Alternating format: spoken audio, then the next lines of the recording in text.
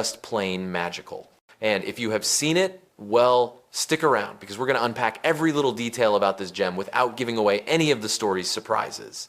Trust me, this movie is like that perfect storybook come to life, full of wit, wonder, and characters you'll quote for years.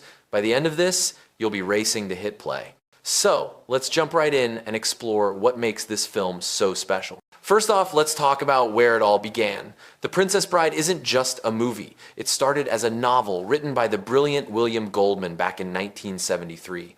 Goldman, who was already a powerhouse in Hollywood with screenplays for films like Butch Cassidy and The Sundance Kid and All the President's Men, decided to create this as a bedtime story for his daughters. He framed it as an abridged version of a fictional classic by S. Morgenstern, which was his clever way of adding layers of meta-humor. The book became a hit, blending fairy tale elements with sharp satire, and it caught the eye of filmmakers. But turning it into a movie wasn't easy. It took over a decade because studios were hesitant about its unique mix of genres. Goldman himself adapted the screenplay, staying true to his vision while trimming it down for the screen. He wanted to capture that sense of a grandfather reading to his grandson, which adds this cozy, intergenerational charm that pulls you right in.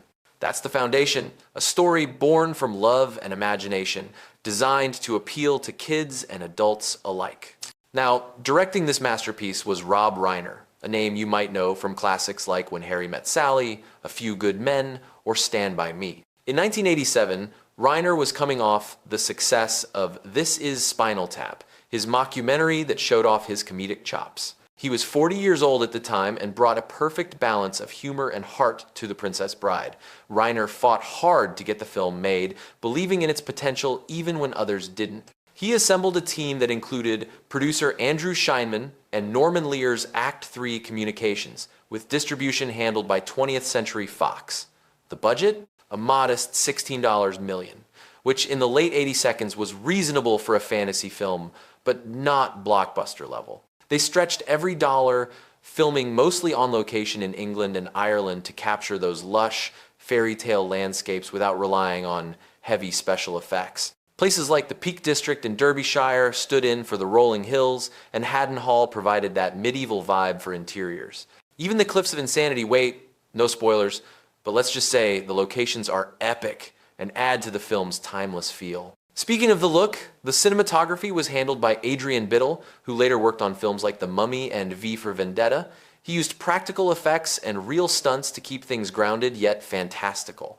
The production design by Norman Garwood created sets that feel like pages from a storybook, castles, forests, and quirky inventions that blend medieval with a touch of whimsy. Costumes by Phyllis Dalton were spot on, from flowing gowns to swashbuckling outfits, all evoking a fairy tale without being overly cartoonish. And the special effects?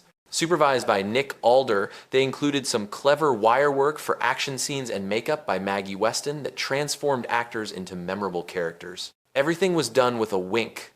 Avoiding the over-the-top CGI that dominates today, this film's charm comes from its handmade feel. But what really brings The Princess Bride to life is its incredible cast.